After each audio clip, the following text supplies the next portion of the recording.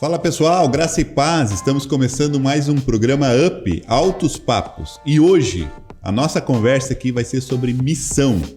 E aí, ficou curioso? Então fica ligadinho, vem com a gente.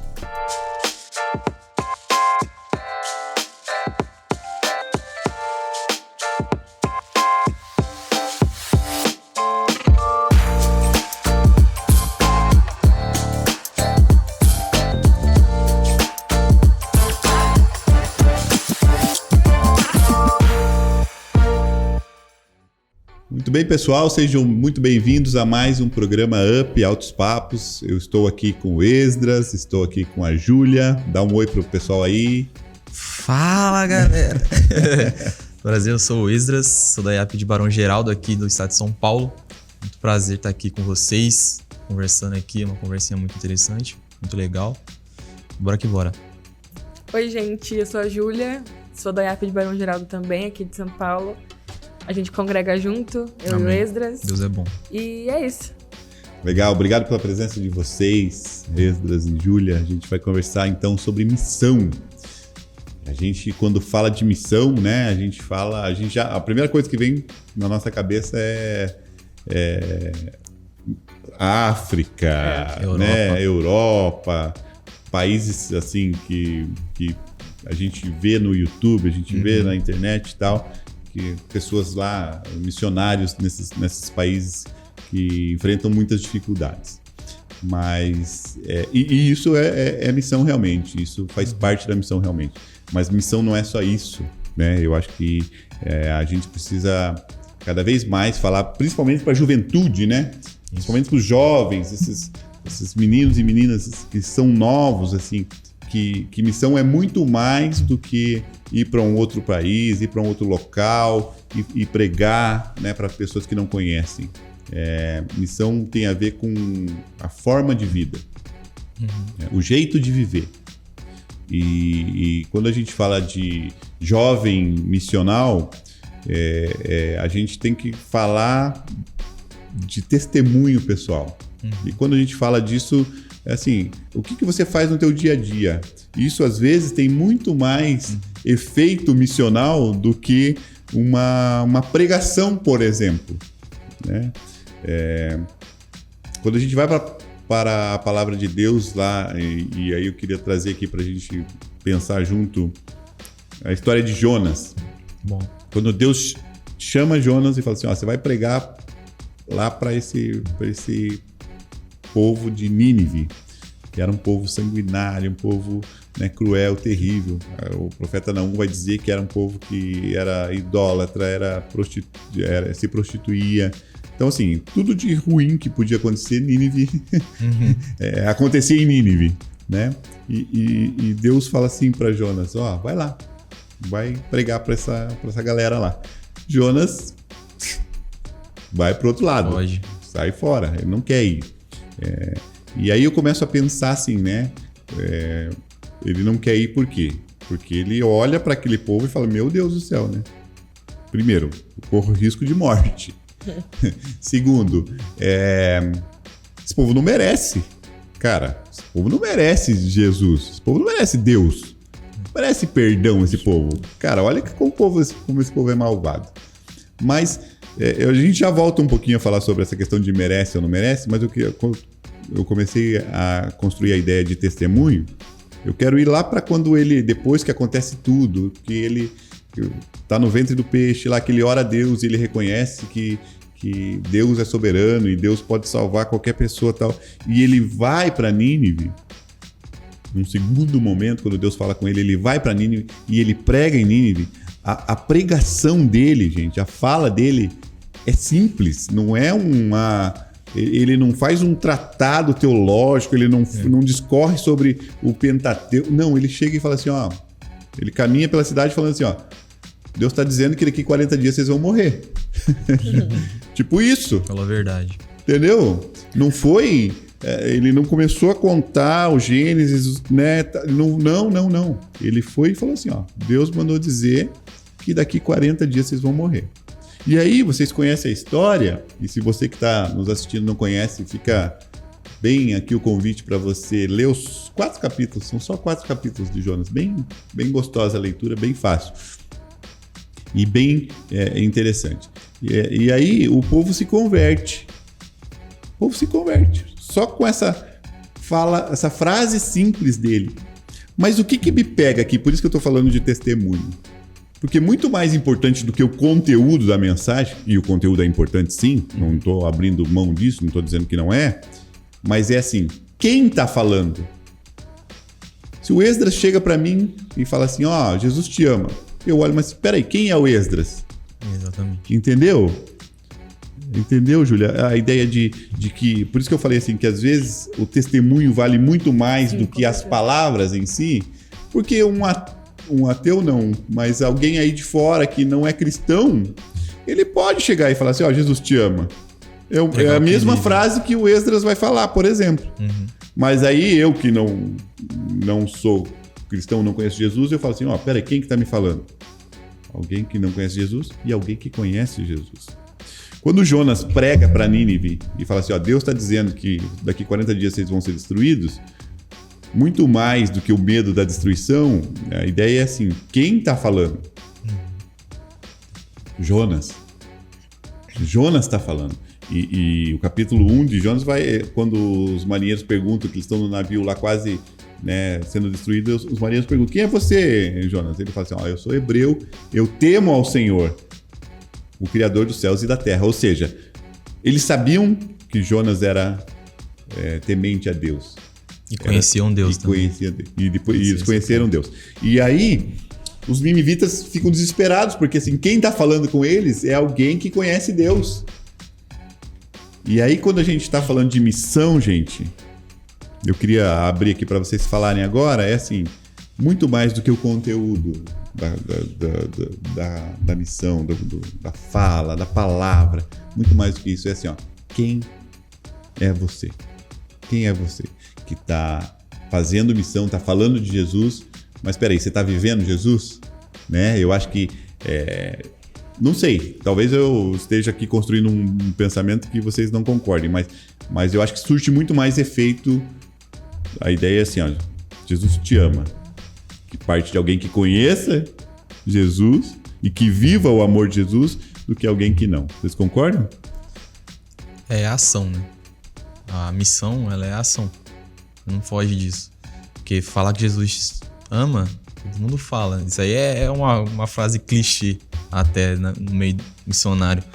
E você tem que provar para as pessoas, demonstrar que Jesus ama ela de fato. O porquê você tá falando que Jesus ama ela de fato. Então, vai muito além de só falar que Jesus te ama. Às vezes é uma oração. Às vezes é dar uma água, uma comida. Isso demonstra uma ação de que Jesus ama a pessoa de fato. Então, um tempo atrás, o que me pegou em relação à missão foi de fato essa ajuda que as pessoas precisam. Que tem muita pessoa necessitada, não necessariamente de comida, não necessariamente de água, mas sim de que entender que Jesus ama elas. Aí que forma que eu tenho que demonstrar isso? A minha vida, a viver, pregar conduta, o que eu vivo. Conduta, né? Eu acho que a conduta fala muito, né? Pregar o que eu vivo, é essa a palavra. Porque tem muita gente que não faz isso. Vive uma vida diferente do que prega, e aí chega lá e fala, mano, quem é você? Porque, por exemplo, se Jonas não fosse... Supondo que ele fosse para Nínive de primeira, só que ainda questionando, você acha que ia ter o mesmo resultado? Porque da forma que ele foi na primeira vez, da segunda vez, né? Porque ele tentou ir na primeira, tentou ir para outro lugar, falou, não, cara, você vai naquele lugar lá. E aí ele teve na barriga do peixe lá, né? Ele teve um encontro ali e falou, cara, é isso. E ele faz uma oração fantástica, né? Ele fala, daqui das profundezas eu clamei e o Senhor me ouviu. Agora imagina se ele fosse sem essa preparação, sem essa mudança de mente. Ele ia pregar o quê para aquele povo? Ele nem ia acreditar no que ele tava falando. Ele nem ia acreditar no que ele tava falando. E aí ia ter um resultado contrário. É aqueles lances que a gente sabe que Deus já sabe o que vai acontecer. Então ele sabia que Jonas ia fazer isso. Falou, vamos dar um peixinho lá, ele vai mudar. E é isso, é isso. É viver, é pregar o que a gente vive. Essa conduta diz muito, né? Às vezes, você nem dá bom dia pro seu vizinho nem te conhece. Aí você chega nele um dia na calçada e fala, Jesus cara, te ama. Jesus te ama muito. É. O cara vai falar assim, mano, se liga. Tipo, você não tem que sair oferecendo bolo pra vizinhança toda, sabe? Mas um ato intencional muda as pessoas, muda a vida das pessoas. O mínimo. Não necessariamente vai ser com comida ou com água ou coisa do tipo, E mas essa um é a abraço diferença muda do as evangelho. pessoas. Essa tem que ser a diferença do evangelho na nossa vida, né? Porque assim, tá, Júlia, você é cristã. Tá, e aí? O que o evangelho faz de diferença na tua vida? Sim. Como que você se comporta diferente com o evangelho na tua vida, né? Eu acho que isso é muito... por isso que a gente falou no início aqui, né? Fala muito mais do que as palavras. Porque quando eu olho pra Júlia cristã, eu tenho que ver nela a diferença de uma menina que não é cristã. Sim. E, tipo, isso no nosso dia a dia é muito real. Eu trabalho com contabilidade, né? Então, toda semana de fechamento é uma loucura, é desesperador. E aí, quando a gente tá nas causas, né, em reunião e tudo mais, eu falo, gente, Deus vai abençoar, vai dar tempo de fechar tudo, de entregar tudo. Então, assim, é a sementinha, sabe? É o que faz a diferença na hora de você ter abertura pra falar sobre Jesus ou sobre algo na sua vida que Jesus fez.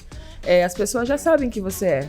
Tipo, ela não precisa saber qual que é a placa da tua igreja, ou aonde você congrega, ou qual evento o que você faz nessa igreja local, né? Mas só de você ter plantado a semente, elas já sabem que você acredita em Jesus e que há uma coisa diferente em você, né? Então, acho que atos intencionais mudam a vida das pessoas. Seja uma palavra de afirmação no seu dia a dia de trabalho, na faculdade, na escola, em qualquer lugar, com o seu vizinho. Ou, enfim, acho que tem que girar realmente em torno de Jesus, né? Tipo, a gente fala muito sobre o Ministério de Louvor, no caso, né? As músicas que a gente canta. Cara, se a gente não vive aquilo que a gente tá cantando, não faz sentido. Não faz não. Não faz nenhum sentido. E é isso, né? Às vezes a gente tá orando pra Deus mandar a gente lá pra África, mas o nosso irmãozinho, o nosso vizinho... Do lado, passando do lado, né? E a gente acaba não agindo de forma intencional, como você colocou, né? Não cumprindo a missão. Porque missão é isso, né? E a palavra de Deus vai falar pra nós, né? Assim, ó, você não pode ver alguém passando fome, por exemplo, e falar assim, vai, Deus te abençoe.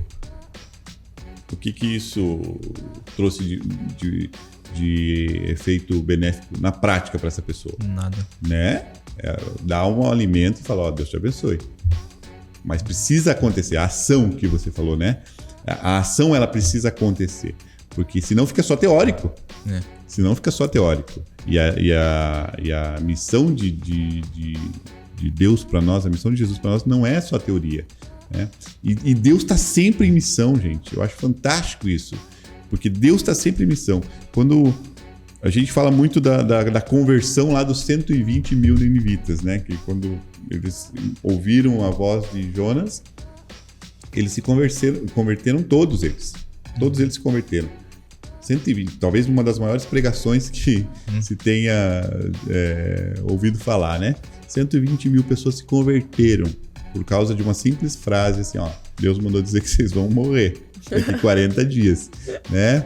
Mas Deus tá em missão sempre. O fato de Jonas ter ido pro outro lado, pegado um navio para tentar fugir da presença de Deus, como se isso fosse possível, né? Tentar fugir da presença de Deus. Esses marinheiros ali, essa tripulação do navio não conhecia Deus. A Bíblia vai falar lá que cada um orava ao seu Deus. Então, com a questão do que aconteceu ali, aqueles marinheiros, aquela tripulação, ela se converteu. A Bíblia fala que depois que eles jogaram Jonas no mar e o mar se acalmou, eles entenderam quem era o Deus de Jonas e adoraram ao Deus de Jonas. Ou seja, houve conversão ali naquele navio. Então Deus está sempre em missão. Por mais que a gente ache que não, a gente não queira talvez cumprir, mas Deus está sempre em missão. Né? E isso não é desculpa pra gente não fazer a nossa parte, mas Deus também pode usar o nosso não. Sim. Quando a gente fala não pra Deus, ele pode usar isso também para cumprir a missão dele, porque ele é soberano, ele não precisa de mim, não precisa de nós, mas ele quer nos usar, né? E é um privilégio ser usado por Deus para cumprir a missão dele, né? É mais ou menos isso que vocês pensam também? Sobre missão, o básico é o alcance de almas, né? Enquanto a gente tem que alcançar, tem muitas pessoas que não foram alcançadas. Uhum. É uma passagem que, cara, eu deixo no meu status, foi quando eu tava no estágio, que eu não tava fazendo nada, foi a passagem bíblica que pegou de vez pra mim. Que foi em Mateus 9, 37 e 38, que fala... Então os discípulos, disse aos discípulos, a colheita é grande, mas os trabalhadores são poucos. Peçam, pois, ao Senhor da colheita que envie trabalhadores para a sua colheita. Então, tipo, cara, o campo missionário, ele é vasto. E tem muita coisa pra colher. Só que tem pouca pessoa. É uma realidade que o campo missionário vive. A gente pode ver isso no campo missionário da própria promessa, da nossa própria igreja. Uhum. Que faltam missionários para estar ativos lá. Uhum. E aquele lance que a gente já conversou um tempo atrás, que é o seu lugar no campo missionário. Então você tem que, tipo, nem todo mundo vai ser o atacante que vai estar lá na frente. Uhum. Mas você pode ajudar aquela pessoa que tá lá na frente. Teve um tempo atrás aí que a igreja fez uma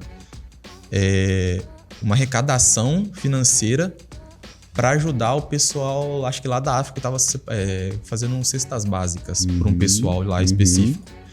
Teve uma menina de Bom Retiro, acho que a Sara, ela já veio aqui, que ela fez uma rifa de livro para ajudar isso. Eu até ajudei ela com algumas artes também para fazer, porque foi um momento que a gente estava muito focado em missão. Tipo, a gente já fez grupinho de missão e tal. E aí ela sentiu de fazer isso, de rifar livro, e todo o valor convertido ia ser para ajudar aquele pessoal. Olha só que Só legal. que aí é aquele lance que, infelizmente, tem um pessoal que ainda não entende. E dificulta esse lado de missão, que é um negócio simples. Cara, a gente não tá pegando dinheiro pra gente. É. A gente tá direcionando pra uma causa. A igreja é muito séria com relação a isso, né? Tem uma junta de missões, tem uma organização ali. Tem um planejamento, tem né? um planejamento, tem ações estruturadas já, mas, né? mas você vê que a dificuldade não é só em igreja, é para missionário em si. Porque, por exemplo, o missionário, ele vive pela fé, ele não sabe se ele vai conseguir comer no outro dia. Então ele precisa de uma ajuda financeira também, não é só em oração. É aquele lance, tipo, você vai orar pela pessoa na rua, mas ela não precisa só de oração, mas ela precisa de comer. O missionário também precisa de comer, são todos humanos. E aí, tipo, você vai falar, vou orar só pelo cara. Tem o tripé, né, que as missões sempre usa, né? Missões se faz orando, contribuindo e indo. Né? São os 3 tópicos que você pode cumprir a missão, né? Orando, contribuindo e indo. Ou seja, a gente precisa estar envolvido com a missão de alguma forma, né? Não existe... Voltando aqui à ideia do Jonas, né? Não existe opção para nós. Eu acho isso aqui muito forte, gente. Porque assim, ó, se você olhar o exemplo do livro de Jonas, quando eu falei lá, por exemplo, de Abraão, né? Abraão, quando ouve o chamado de Deus, ele fala assim, ó, eu posso aceitar ou não. Eu não conheço esse Deus, mas ele aceita, vai pela fé, vai para o lugar que Deus ia mostrar. Quando a gente está falando de Jonas já conhecia Deus. Eu falei aqui, né? Ele se apresenta como hebreu, filho de Deus, do Criador dos céus e da terra. Ou seja, ele conhecia Deus. A partir do momento que a gente já conhece Jesus, cara, que a gente já tem intimidade com Jesus, que a gente vive Jesus, nós não temos mais opção de dizer não para a missão. Esse livro de Jonas me ensina isso. Cara, ele não quer fazer missão, mas Deus move, bota tempestade no barco, usa um peixe, usa lá depois uma boboreira, usa um verminho lá que vai e mata a boboreira. Ou seja, usa sol, Deus usa tudo ali para que Jonas cumpra a missão dele. Então, assim, nós não temos, e isso é muito forte. Esse livro me ensina isso, nos ensina isso, assim, ó. Nós não temos o direito de falar não para a missão. Se você é cristão, você não tem direito de falar assim, Senhor, não quero ir lá fazer isso. Foi o que Jonas tentou fazer. Senhor, não vou fazer, não quero fazer. Né? Então, a gente não tem esse direito, não tem mais essa opção. Essa opção não está mais com a gente. Estava antes, quando a gente não aceitou Cristo. Ele tinha a opção de ir ou não. Agora não, gente. Agora você está com Cristo. Agora você está na missão. Você tem que estar na missão. É forte esse ensinamento de Jonas para nós. Mas aí, assim, eu falei no início lá que a gente queria tratar um pouquinho a ideia de por que Jonas olhou para Nínive e falou assim, esse povo aí não merece isso. Será que a gente não tem muito isso? O julgamento. O julgamento, certeza. cara. Esse é o falar problema. assim, olha, mas eu vou pregar para aquele mendigo, eu vou pregar para aquele bêbado que tá ali, Muita gente pensa assim. eu vou, sabe, para aquele gente morador de rua, para aquela prostituta que tá ali na esquina. É isso que eu ia dizer. A gente olha e fala, essa pessoa nem Não tem merece. relevância, né? O que essa pessoa vai fazer? Tipo, por que eu vou orar por ela? Tá bêbado, tipo, né? Não faz sentido na nossa cabeça, né? Aham. Só que quando a gente entende que não é sobre a gente, né? É Exato, sobre é. Jesus, a gente veste a 10, né? Veste a camisa 10 e vai e fala. Bora pro jogo. Bora pro jogo.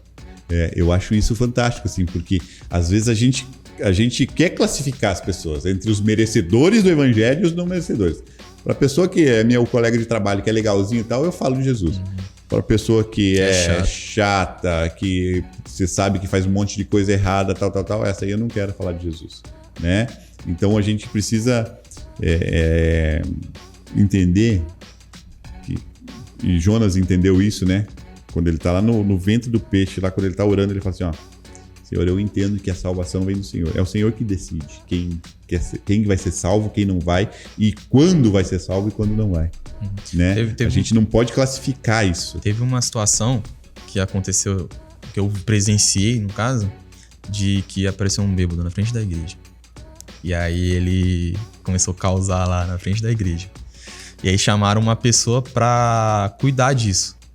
Só que, enquanto missionário, eu entendo que você não pode bater na pessoa com palavras.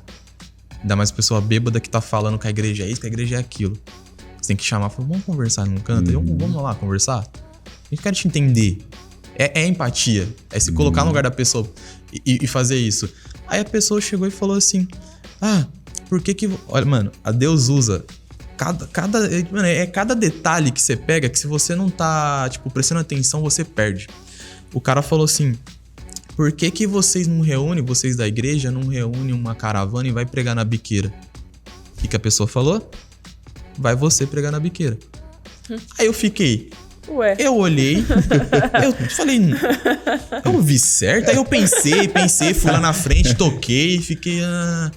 Aí depois que eu... Tocou e ficou pensando que eu tava lá. Aí depois eu bateu, falei, não, tá errado. Aí eu fiquei bravo com a pessoa um bom tempo.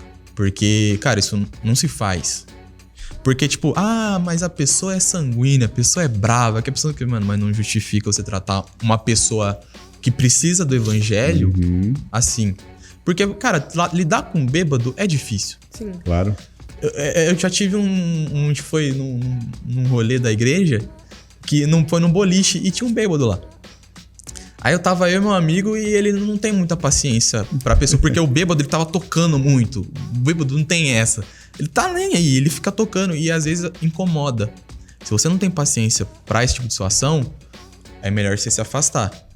Porque senão vai causar um rolê ali que não vai ser legal. E aí essa pessoa entendeu e falou, Esdras, eu vou lá pagar a conta. E fiquei sozinho com o cara.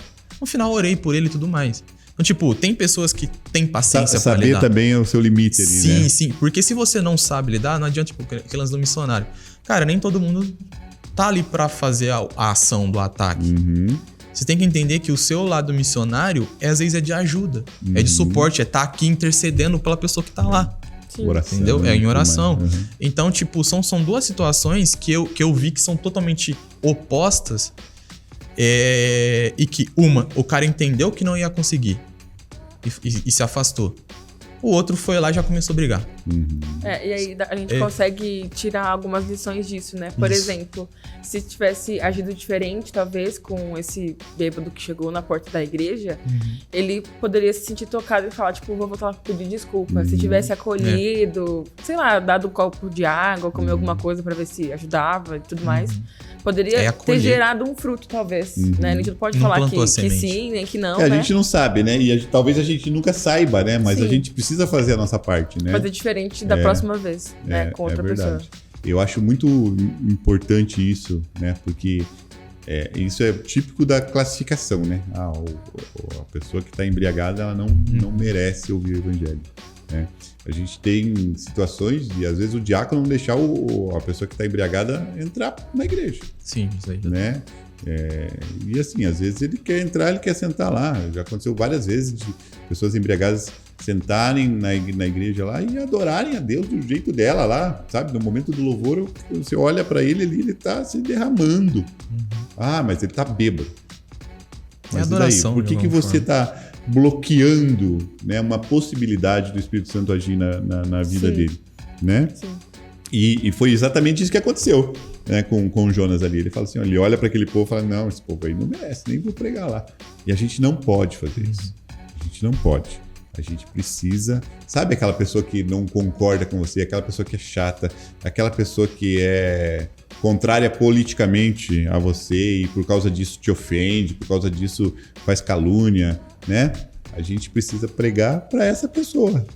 Para ela, Jesus fala assim, quem está são não precisa de médico. Sim. Quem precisa de médico? Quem está doente. Sim. Quem precisa de evangelho é quem não conhece o evangelho. Pregar o evangelho para crente é fácil. Né? Pregar o evangelho para quem é de uma outra denominação é fácil.